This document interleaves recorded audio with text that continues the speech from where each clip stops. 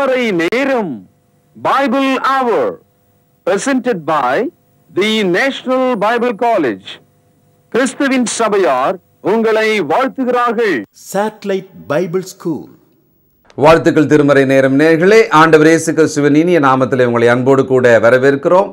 சபையிலே நாம் சேர்க்கப்படுவது எப்படி? ஞானஸ்தானத்தின் வழியாக அப்படின்னு நாம் தெரிஞ்சுக்கிட்டோம். இப்போ ஞானஸ்தானம் அப்படின்னு சொன்ன உடனேயே பல வித்தியாசமான ஞானஸ்தானங்கள் இன்றைக்கு உலகம் முழுவதும் பரவி இருக்குது.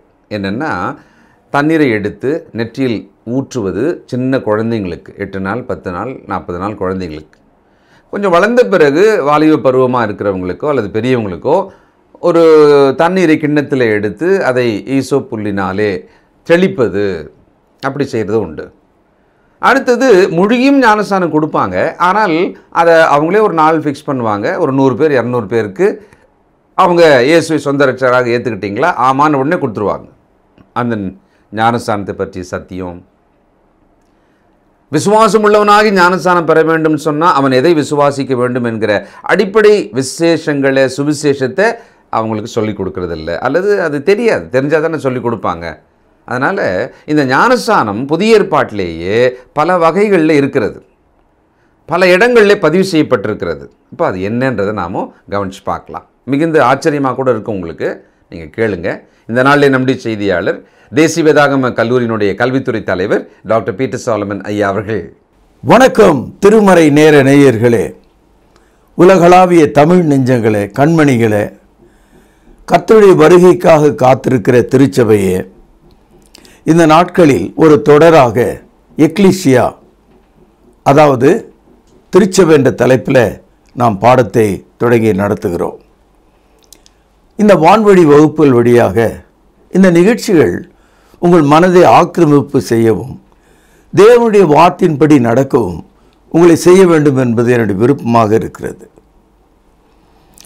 இந்த நாளில் ஞானஸ்தானம் என்ற ஒரு தலைப்பை நான் உங்களுக்கு கவனிக்க விரும்புகிறேன். சகோதரர்களே, இந்த ஞானஸ்தானம் என்பது ஒரு சபையில் செய்யப்படுகிற ஒரு சடங்கு. இந்த மாதிரியான ஒரு கற்பனையை மதத்தில் உள்ள கிறிஸ்தவர்கள் நினைத்து கொண்டிருக்காங்க. மார்க்கம் ஞானஸ்தானம் என்பதை கிறிஸ்துவுக்குள் உங்களுக்கு உண்டாக்கும் புது உடன்படிக்கையாக பார்க்கிறது. Baptism, it is a new covenant in Christ. ஆகவே தான் ஞானஸ்தானம் இல்லாமல் நீ கிறிஸ்துக்குள்ளே உடன்படிக்கை செய்து கொள்ள முடியாது. ஞானஸ்தானத்தை கிறிஸ்து தம்முடைய அதிகாரத்தினுடைய எல்லையாக காண்பிக்கிறார். இதை மத்தேயு 28ஆம் அதிகாரம் 18வது வசனத்தில் கிறிஸ்து சொல்கிறார், சகல அதிகாரம் எனக்கு இருக்கிறது. 19வது வசனத்தில் சொல்கிறார், ஆகையால் நீங்கள் புறப்பட்டு போய் சகல தேசத்தாரையும் சீஷராக்கி அவர்களுக்கு பிதா, குமாரன், பரிசுத்தாவின் நாமத்திலே ஞானஸ்தானம் கொடுங்கள். இதுவரைக்கும் உங்களுக்கு விளங்கி இருக்கும். இப்போது ஞானஸ்தானம் என்பது தண்ணீரின் ஆழத்தில் கொடுக்கப்பட வேண்டும். இயேசு கிறிஸ்துவினுடைய காலத்தில் யோவான் 3ஆம் அதிகாரம் 23வது வசனத்தில் ஐனோன் என்ற இடத்துல தண்ணீர் ஆழமாக இருந்ததுனால அங்கே ஞானஸ்தானம் கொடுக்கப்பட்டது என்ற ஒரு கருத்தை யோவான் 3:23 நாம் படிக்கிறோம். ஏன் ஆழமான ஒரு தண்ணீரில் ஞானஸ்தானம்? காரணம், ஆழமான தண்ணீரில் முழுகிற மனிதன் ஒரு அடக்கத்தை அவன் வெளிப்படுத்துகிறான். இப்போ மண்ணுக்குள்ளே அடக்கம் செய்வது போல தண்ணீருக்குள்ளே அவன் அடக்கம் செய்யப்படுகிறான். இதை ரோமர் 6ஆம் அதிகாரம் 3 முதல் சில வசனங்களில் நீங்கள் பார்க்கலாம். கிறிஸ்து இயேசுக்குள்ளாக ஞானஸ்தானம் பெற்ற நாம் அனைவரும் அவருடைய மரணத்துக்குள்ளாக ஞானஸ்தானம் பெற்றதை அறியாமல் இருக்கிறீர்களா? மேலும் பிதாவின் மகிமையினாலே கிறிஸ்து மரித்தோர்ந்து எழுப்பப்பட்டது போல நாமும் புதிதான ஜீவனுள்ளவர்களாய் நடந்து கொள்ளும்படிக்கு அவருடைய மரணத்துக்குள்ளாக்கும் ஞானஸ்தானத்தினாலே கிறிஸ்துவுடனே கூட அடக்கம் பண்ணப்பட்டோம். ஆதலால் அவருடைய மரணத்தின் சாயலில் நாம் இணைக்கப்பட்டவர்களானால் அவர் உயிர்த்தெழுதலின் சாயலிலும் இணைக்கப்பட்டிருப்போம். இந்த வசனத்தை எத்தனை முறை வேணாலும் உங்கள் புதிய ஏற்பாட்டில் ரோமர் 6ஆம் அதிகாரம் 3வது வசனத்திலிருந்து 4வது வசனம் 5வது வசனம் வரைக்கும் நீங்கள் படிக்கலாம். இந்த ஞானஸ்தானத்துக்குள்ள கிறிஸ்துவுடனே நாம் அவருடைய சாயலிலே இணைக்கப்படுறோமா? எப்படி இயேசு சிலுவையிலே மரித்தார், கல்லறையில் அடக்கம் பண்ணப்பட்டார், 3வது நாளில் எழுந்தார். இந்த 3 நிலைகளையும் ஞானஸ்நானம் நமக்கு காண்பிக்கிறது. நாம் பாவத்திற்காக மனம் திரும்பி மரிக்கிறோம், கிறிஸ்துவுடனே அடக்கம் பண்ணப்படுகிறோம், புதிய வாழ்வு செய்வதற்காக தண்ணீரிலிருந்து எழுந்திருக்கிறோம். இந்த கொள்கையை, இந்த உபதேசத்தை கிறிஸ்துவின் சபையானது ஸ்தாபிக்கப்பட்டு ஒரு 300 ஆண்டு வரும்போது போப் மார்க்கம் அது குழந்தைகளின் ஞானஸ்தானமாக, தெளிப்பு ஞானஸ்தானமாக மாற்றிவிட்டது. அவர்களுடைய மொழியில் அதை ரான்டிசோ என்று சொல்கிறார்கள். 1529 வாக்கில் புராட்டஸ்டன்ட் சமயம் உருவாக்கப்பட்ட போது மார்ட்டின் லூதரால் அவர்கள் குழந்தைகளுக்கு ஞானஸ்தானம் கொடுத்தாங்க. அவர்கள் அதை தெளிப்பு ஞானஸ்தானமாக வைத்து கொண்டார்கள். இதே ரான்டிசோவை அவர்களும் பயன்படுத்துகிறாங்க. இன்றைக்கு இருக்கிற பெந்தெகோஸ்து அமைப்புகளை பார்த்தால் ரட்சிக்கப்பட்ட மனிதனுக்கு ஞானஸ்தானம் கொடுக்குறாங்க. ஆனால் புதிய ஏற்பாடு பாவியாகிய ஒரு மனிதனுக்கு ரட்சிக்கப்படுவதற்காக ஞானஸ்தானத்தை போதிக்கிறது. மார்க் 16 அதிகாரம் 16வது வசனத்தில் விசுவாசம் உள்ளவனாகி ஞானஸ்தானம் பெற்றவன் ரட்சிக்கப்படுவான், விசுவாசியாதவனோ ஆக்கினைக்குள்ளாக தீர்க்கப்படுவான். நேற்றைய செய்தியில் நான் உங்களுக்கு 9 தகவலை எடுத்து காண்பித்தேன். அப்போஸ்தலர் நடபடிகள் 2ஆம் அதிகாரத்திலிருந்து 19வது அதிகாரம் வரைக்கும் பலவிதமான மக்கள், ஆண்கள், பெண்கள் பாவ மன்னிப்புக்குரிய ஞானஸ்தானத்தை பெற்றுக்கொண்ட வரலாற்றை உங்களுக்கு காண்பித்தேன். ரட்சிக்கப்படுவதற்காகத்தான் ஞானஸ்தானமே தவிர ரட்சிக்கப்பட்டவர்களுக்கு ஞானஸ்தானம் அல்ல. இந்த சின்ன ஒரு வித்தியாசத்தை கூட புரிந்து கொள்ளாமல் பரிசுத்தாவின் பெயராலே வாழுகிற பெந்தெகோஸ்து அமைப்புகள் விளங்கிக் கொள்ளாமல் இந்நாள் வரைக்கும் இருக்கு. இதை நீங்கள் சவாலாக ஏற்றுக்கொண்டு புரிந்து கொள்ள வேண்டும். சகோதரர்களே, 1611வது வருஷம் இங்கிலாந்து நாட்டில் உள்ள 5ஆம் ஜார்ஜ் சக்கரவர்த்தியினுடைய அதிகாரத்தின் கீழே முதல் உலகளாவிய ஆங்கில வேத புத்தகம் அச்சிட்டு கொடுக்கப்பட்டது. அந்த பதிப்பை உருவாக்கின மக்கள் பெரிய படிப்பாளிகள், ஆக்ஸ்போர்ட் யூனிவர்சிட்டியில் மிகவும் படித்தவர்களாக இருந்தாங்க. ஆனால் அவர்கள் அத்தனை பேருமே ஏறக்குறைய இந்த முழுக்க ஞானஸ்தானத்தை அறியாதவர்களாக இருந்தாங்க. அவர்கள் மார்ட்டின் லூதருடைய புராட்டஸ்டன்ட் சிந்தனையை, போதனையை உடையவர்களாக இருந்தாங்க. ஆக 1611 வெளியான அந்த வேத புத்தகம் இன்ன வரைக்கும் எல்லார் கையிலையும் இருக்குது. நீங்கள் பார்த்தீங்கன்னா ஞானஸ்தானம் என்ற அந்த இடம் ஆங்கிலத்தில் இப்போது பேப்டிசம்னு போட்டிருக்காங்க. மூல மொழியில் கிரேக்கத்தில் பேப்டிஸ்மா அப்படின்னு தான் இருக்குது. இந்த பேப்டிஸ்மா என்ற வார்த்தைக்கு முழுகுதல், அடங்குதல், இதான் அர்த்தம். கிறிஸ்துவுக்குள்ளே தண்ணீரில் முழுகுது, அடக்கம் பண்ணப்படுவது, இதான் அர்த்தம்.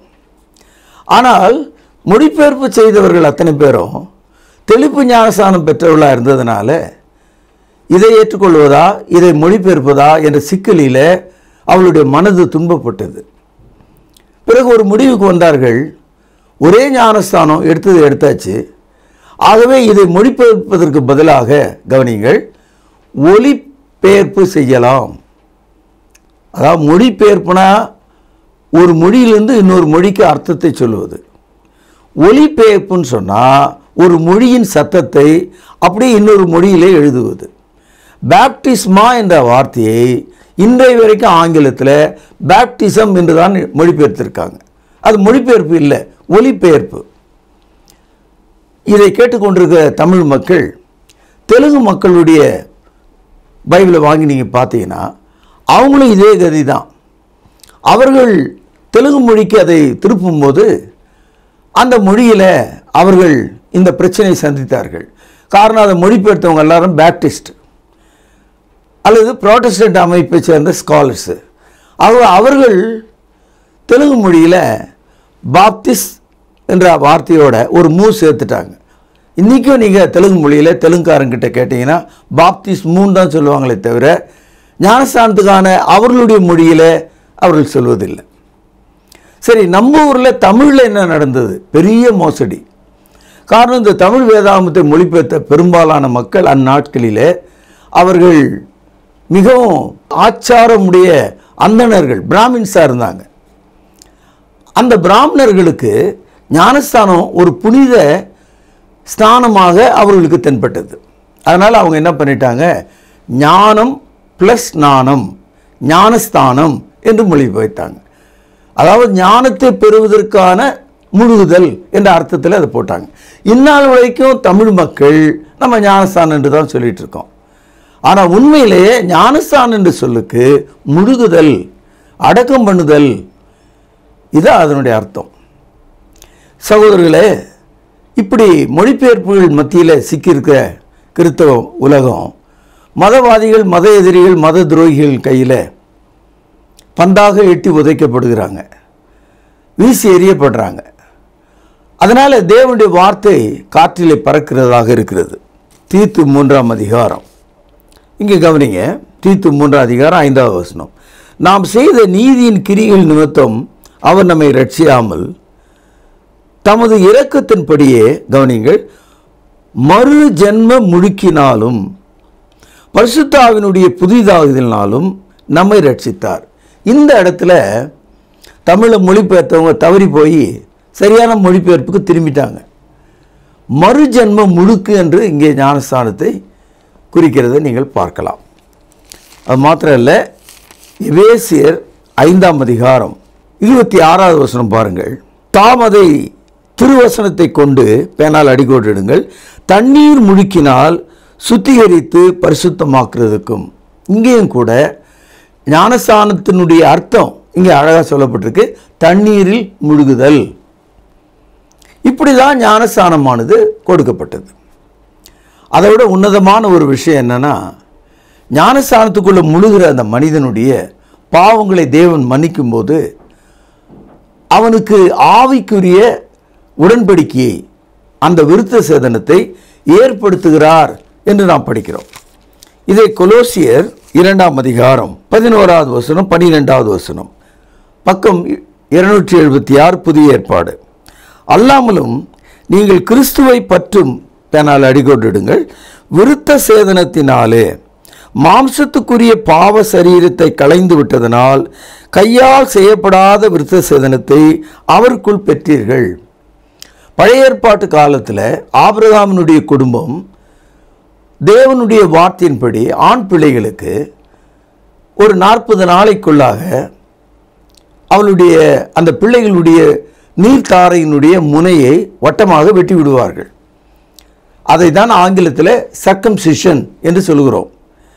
அதை அவர்கள் வெட்டியிருந்து தங்களுடைய அடையாளமாக அதை வைத்துக் கொள்வார்கள். இது இஸ்ரவேலர்கள் எல்லாருக்கும் பொருந்தும். அதுபோல ஞானஸ்தானமானது புதிய ஏற்பாட்டு காலத்தில் கையால் செய்யப்படாத ஒரு விருத்த சேதனத்தை போல. ஏனென்றால் பழைய ஏற்பாட்டில் அந்த குழந்தைக்கு விருத்த சேதனத்தை அந்த குடும்பத்தைச் சேர்ந்தவர்கள் கையினால் செய்தார்கள்.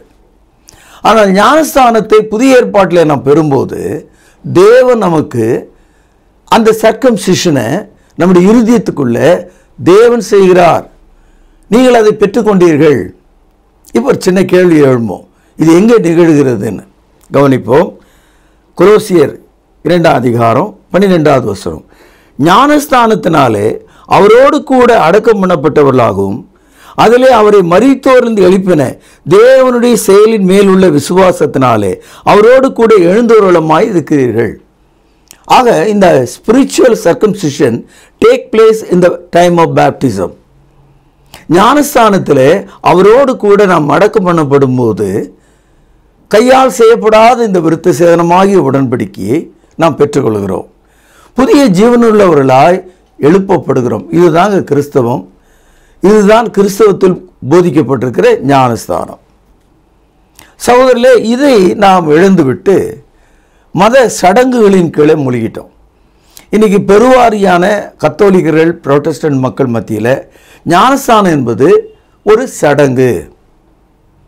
சடங்குனா ஒரு நிகழ்ச்சி, அவ்வளோதான். பெந்தேகோஸ்தேக்காரர் மத்தியில் ஒரு அலட்சியம். காரணம் என்னன்னா, அவர்கள் ஒரு ஞானஸ்தானத்தோடு நிற்கிறது இல்லை. போதவர்கள்லாம் சவாலாக சொல்லுவாங்க, நான் 7 ஞானஸ்தானம் பெற்றிருக்கேன். சிலர் சொல்லுவாங்க, நாங்கள் அக்னி ஞானஸ்தானம் பெற்றோம். சிலர் சொல்கிறாங்க, நாங்கள் பரிசுத்தாவின் ஞானஸ்தானம் பெற்றோம். நீங்கள் எத்தனை ஞானஸ்தானம் வேணும் பெற்றுங்க.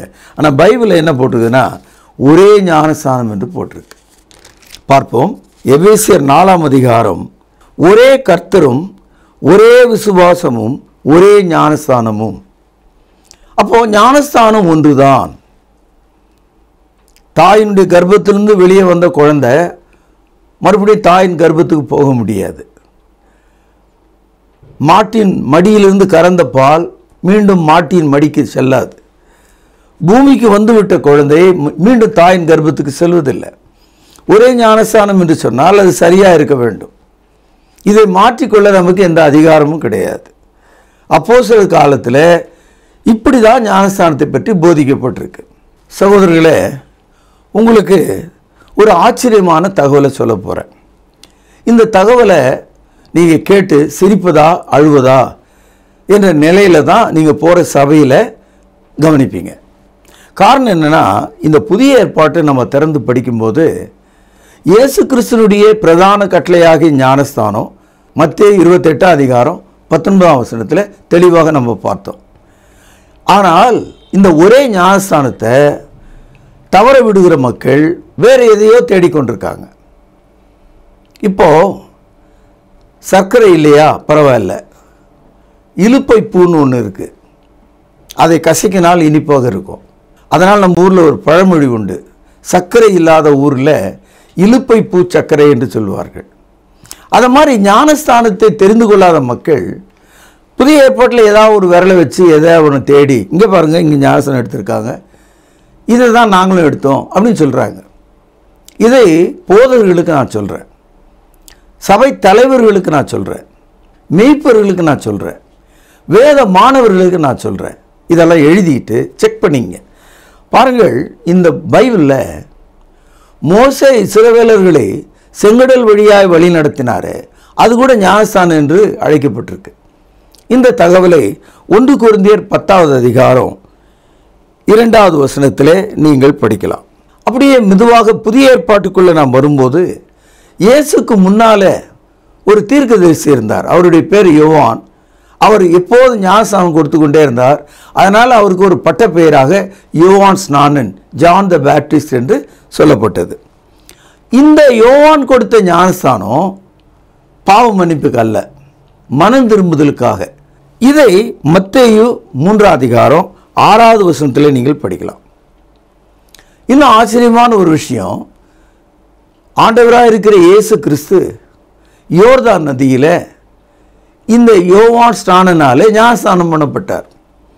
இந்த தகவலை மத்தேயு 3ஆம் அதிகாரம் 14 முதல் 15 வசனங்களை நீங்கள் படிக்கலாம். இந்த இடத்துல யோவான் ஸ்நானன் இயேசுவுக்கு ஞானஸ்தானம் கொடுக்க முடியாது என்று சொல்கிறான். ஏனென்றால் அவன் சொல்கிறான், உங்கள் காலில் இருக்கிற செருப்பை அதில் இருக்கிற வார கழற்றத்துக்கு கூட எனக்கு தகுதி இல்லை, நான் உம்மாலே ஞானஸ்தானம் பெறணும், நீங்கள் என்னிடத்தில் வரலாமா என்று சொன்னான். அப்பொழுது இயேசு ஒரு கருத்தை அங்கே வெளியிடுகிறார். அது ஒரு முன்மாதிரியான ஒரு கருத்து, நம் அனைவருக்கான ஒரு கருத்து. என்ன சொல்கிறாரு, இப்படியாக தேவனுடைய நீதியை நிறைவேற்றுவது நமக்கு ஏற்றதாக இருக்கிறது. Like this to fulfil all God's righteousness என்று சொன்னார். அப்படியானால் இதை கேட்ட பிறகுதான் யோவான் ஸ்நானன் கிறிஸ்து ஏன் அந்த ஞானஸ்தானத்தை கேட்கிறார் என்ற கருத்தை புரிந்து கொண்டு யோர்தானிலே அவருக்கு ஞானஸ்தானம் கொடுத்தான். இந்த ஞானஸ்தானத்தில் பாவம் மற்றவராக இருக்கிற இயேசு கிறிஸ்து தேவ நீதியை நிறைவு செய்வதற்காக, அவர் வந்ததின் நோக்கத்தை நிறைவு செய்வதற்காக, அவர் உலகத்தின் இரட்சகராய் இருப்பதை அறிவிப்பதற்காக, அவருடைய பாவமற்ற தன்மையை வெளிப்படுத்துவதற்காக அவர் ஞானஸ்தானம் எடுத்தார். இந்த ஞானஸ்தானத்தை நீங்களும் நானும் எடுக்க முடியாது. ஏன்னா நாம் அனைவரும் பாவம் உள்ளவர்களும் தீட்டானவர்களும் அசுத்தமானவர்களும் சகல வஞ்சனை உள்ளவர்களுமாக இருக்கிறோம். no one is right to take the baptism of Jesus Christ. இயேசு கிறிஸ்துவுடைய ஞானஸ்தானம் எடுக்க நமக்கு யாருக்கும் யோகிதை கிடையாது. அடுத்தது ஒரு சமயத்தில் இயேசு கிறிஸ்து தன்னுடைய மரணத்தை ஞானஸ்தானம் என்று குறிப்பிடுகிறார். யோவானும் யாக்கோபும் இயேசுனிடத்தில் பேசிக்கொண்டிருந்தாங்க. அவர்கள் இயேசுனுடைய வலது பக்கம் இடது பக்கமாக உட்கார்ந்து அவர்கள் தங்களுடைய அதிகாரத்தை வெளிப்படுத்த விரும்பினாங்க. அப்பொழுது இயேசு சொன்னார், நான் பெறக்கூடிய ஸ்தானத்தை நீங்கள் பெற முடியுமான்னு கேட்டார். இயேசு இன்னும் சில நாட்களில் சிலுவையில் அவர் மரிக்கப் போவதை ஸ்நானம் என்று அங்கே குறிப்பிடுகிறார். அதனால் இந்த தகவல் மத்தேயு 20ஆம் அதிகாரம் 33வது வசனத்தில் நீங்கள் பார்க்கலாம். Christ death for announced as baptism. இது வரைக்கும் 4 ஞானஸ்தானத்தை நம்ம கவனித்தோம். இயேசு கிறிஸ்துடைய உயிர்த்தெழுதலுக்கு பிறகு ஒரு முக்கியமான செய்தி, அவர் தம்முடைய அப்போஸ்தலர்களை எருசலேமில் கூட்டி சேர்த்து அவர் விண்ணுலகு ஏறி செல்வதற்கு முன்பாக, நீங்கள் இந்த எருசலேம் விட்டு போக வேண்டாம், இன்னும் சில நாளிலே பிதாவினுடைய வாக்குத்தத்தத்தின்படி நீங்கள் பரிசுத்தாவினாலே ஞானஸ்தானம் பண்ணப்படுவீர்கள் என்று சொன்னார். இந்த தகவலை அப்போஸ்தலர் நடபடிகள் 1ஆம் அதிகாரம் 4-5 வசனங்களில் படிக்கிறோம். பரிசுத்தாவினுடைய ஞானஸ்தானம் அப்போஸ்தலர்களுக்கு எந்த இடத்துல? எருசலேமில். எவ்வளோ நாளில்? இன்னும் சில நாளில். நீங்கள் இந்த 1வது அதிகாரத்தை படித்துவிட்டு 2ஆம் அதிகாரத்தை திருப்பினால் இடைப்பட்ட காலம் 10 நாட்கள். எப்படின்னா, இயேசு 40வது நாள் பரமேறுகிறார். 50வது நாளில் பெந்தேகோஸ்து பண்டிகை வந்தது. ஏறக்குறைய ஒரு 10 நாள் இடைவெளி. அதனால தான் இயேசு அப்போஸ்தலருக்கு சொல்கிறார், இன்னும் சில நாளைக்குள்ளே நீங்கள் எருசலேம் விட்டு போக வேண்டாம், பிதாவினுடைய வாக்குத்தத்தத்தின்படி பரிசுத்தாவினால் ஞானஸ்தானம் பண்ணப்படுவீர்கள். அதுபோலவே அப்போஸ்தலர் நடபடிகள் 2ஆம் அதிகாரம் முதல் 4 வசனங்கள் நீங்கள் படிச்சிங்கன்னா, அவர்கள் தங்கியிருந்த வீட்டில் அவர்கள் மீது பரிசுத்த ஆவியானவர் வந்து இறங்கினார், ஞானஸ்தானமாக இறங்கினார். 6வதாக ஒரு நுணுக்கமான ஒரு விஷயம், இது பெந்தெகோஸ்தே மக்களால் பேசப்படுகிற புத்திசாலித்தனமான ஒரு யோசனையாக இருக்கிறது. அவர்கள் மத்தியில் நீங்கள் போனீங்கன்னா அந்த ஞானஸ்தானத்திலே 3-4 வகைகளை வச்சு மக்களை குழப்புவாங்க. அதாவது தண்ணீர் ஞானஸ்தானம், பரிசுத்தாவின் ஞானஸ்தானம், அக்னி ஞானஸ்தானம் என்று குழப்புவாங்க. ஆனால் எபேசியர் 4ஆம் அதிகாரம் 5வது வசனத்தில் ஒரே ஞானஸ்தானம் போட்டிருக்கு. அப்போ அந்த ஒரு ஞானஸ்தானத்துக்குள்ளே நமக்கு பாவ மன்னிப்பும் உண்டாகணும், பரிசுத்தாவின் கிடைக்கணும். இதுதான் தேவனுடைய திட்டம். தாயின் வயிற்றிலிருந்து வெளியே வருகிற குழந்தை ஒரு உடலாகவும் இருக்கணும், உயிராகவும் இருக்கணும். உயிர் இல்லாமல் உடல் மட்டும் வந்தால் செத்ததுன்னு அர்த்தம். அன்பு சகோதரர்களே, லூக்கா 3ஆம் அதிகாரம் 16-17 வசனங்களை படிக்கும்போது யோவான் ஸ்நானன் ஒரு கருத்தை சொல்கிறார். அவர் கையிலே தூற்றுக்கூடை இருக்கிறது, நன்மணிகளை அவர் சேர்ப்பார், பதரையோ அக்னியிலே சுட்டெரிப்பார். அந்த இடத்துல இயேசு கிறிஸ்து வரப்போகிற காலத்தில் நியாயம் செய்கிற நியாயாதிபதியாக இருக்கிறார். Christ is the fourth coming judge. He will give you baptism of fire. இந்த இடத்துல அக்னி ஞானஸ்தானம் என்பது நியாய தீர்ப்பை குறிக்கிறது. இந்த வார்த்தை இயேசு கிறிஸ்துவுடைய ஒரு தீர்க்க தரிசனமாக, இயேசு கிறிஸ்துவுக்கு பிறகு வந்த 70வது ஆண்டு எருசலேம் நகரமும் அதை சுற்றியுள்ள யூதேயாவும் அழிந்து தீக்கிரையானது. அக்னி ஞானஸ்தானம் என்பது அழிவை குறிக்கிறது. ஆனால் நம்ம ஊரில் இந்த பெந்தெகோஸ்தே அமைப்பில் உள்ள ரொம்ப சூப்பர் ஸ்டார் ஆகிய பாஸ்டர்கள் எங்களுக்கு அக்னி ஞானஸ்தானம் இருக்கிறது என்று ஒரு பொய்யை தவறாமல் மக்களை சுட செய்கிறார்கள். இதை கேட்டுக்கொண்டிருக்கிற சாதாரண விசுவாசிகள் அலறுகிறார்கள். எந்த ஒரு காலத்திலும் எந்த ஒரு சூழ்நிலையிலும் நான் இதை கேட்டுக்கொண்டிருக்கிற ஒரு 60, 70, 80, 90 வயது உள்ள எந்த ஒரு பெரியவர்களையும் கேட்கிற, உங்கள் வாழ்க்கையில் எந்த பாஸ்டர் மேலாவது எந்த சபையிலையாவது அக்னி தீப்பந்தம் இறங்குனதை பார்த்தீங்களா? அந்த சம்பவத்தை பார்த்தீங்களா? இல்லை. அப்படி ஏன் அப்படி சொல்கிறாங்க? அது பொய். அது மாத்திரம் இல்லை, இன்னும் ஒன்று சொல்கிறேன். அந்த காலத்தில் ஒரு கிறிஸ்தவர் இருக்கார். அவருடைய அப்பா விக்கிரக வழிபாடு செய்து அவர் செத்து போயிட்டார். எப்போ? இப்போ கிறிஸ்தவர் ஆனவர் என்ன நினச்சிட்டாரு, எங்கள் அப்பாவை நரகத்திலிருந்து தோண்டி நான் மோட்சத்துக்கு கொண்டு வந்து விட முடியும் என்று ஒரு கள்ள போதனை ஏற்பட்டது. அதாவது a Christian can bring back his dead family அப்படின்னு அவங்களுக்கு ஒரு போதனை இருந்தது. இந்த போதனையை நம்பினவங்க மறுபடியும் ஒரு ஞானஸ்நானம் எடுத்தாங்க, மரித்தோருக்காக ஞானஸ்நானம் எடுத்தாங்க. பேப்டிசம் ஃபார் த டெட் என்று இதுதான் பார்க்கிறோம். இந்த கருத்து இந்நாள் வரைக்கும் கத்தோலிக்கர்கள் மத்தியில் இருக்கிறது.